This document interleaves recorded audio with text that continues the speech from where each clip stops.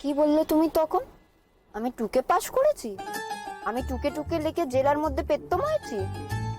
জানো, এখানে কাগজে আমার নাম উঠেছিল। ভালো হয়েছিল। এখন সিট বেল্ট পরে নাও। পড়া শিখিয়ে দিয়েছি। না, পরবো নে বেল্ট। জানলা দরজা সব খুলে রাখবো। এই তো পাক্কা অশিক্ষিতার মতন কথা। তোমার বাবার কপালে দুঃখ হবে না তো কার কপালে হবে? তুমি কিন্তু আবার আমাকে অপমান করছো। আমি তোমার চেয়ে কম লেখাপড়া জানি ঠিকই, কিন্তু তাই বলে আমাকে অপমান করার হক তোমার আসে না। এই অনেক হয়েছে, এখন চুপ,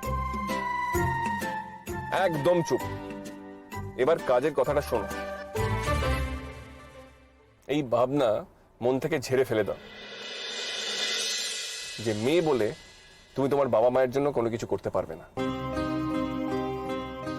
শুধু বিয়ে, সংসার, বাচ্চা, এটাই যে একটা মেয়ের জীবন হতে পারে না, এইটুকুনি বোধ বুদ্ধি আছে তো নাকি? দেখো, তোমাকে নিজের পায়ে দাঁড়াতে হবে। পড়াশোনাটা শুরু করো।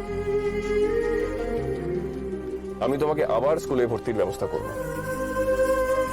পড়াশোনা করে একটা ভালো কাজকর্ম করে বাবার পাশে দাঁড়াবে।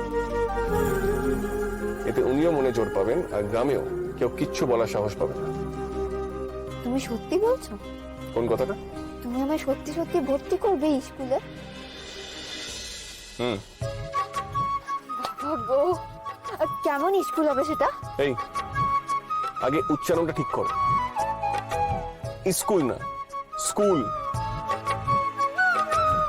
স্কুল ঠিক আছে। আচ্ছা, তোমার বাড়ির লোক যেমন বলেছিল আমাকে হোস্টেলে দেবে, তুমি কি তাই করবে? সে কি করবো সে না হয় পরে ভাববো। দেখি তোমার মতন পিসকে কে নেয় আগে। আচ্ছা, তোমার স্কুল তোমার বাড়ির কাছে ছিল? খুব বেশি নয়, এই 2 মাইল দূরে হবে। 2 মাইল? বাবা, এইটা আমাদের সব থেকে কাছের উচ্চ মাধ্যমিক স্কুল, খুব নাম করা, জানো? কিন্তু 2 মাইল অনেক দূর তো। কিসে যেতে? মানে কিসে আবার যাব? হেঁটে। এতটা হাঁটতে? মানে অনেক সময় যেত তো তাতে। কই না তো, আমি খুব জোর পায়ে হাঁটতে পারি। সবার আগে পৌঁছে যেতাম স্কুলে। আবার স্কুল? না না না, স্কুল। সাইকেলে করে যেতে না কেন? সাইকেলে গেলে তোমার টাইম ওয়েস্ট কম হতো। আমাদের তো সাইকেল নেই, সরকার থেকে যেটা দিয়েছিল কারাপুই পড়ে আছে।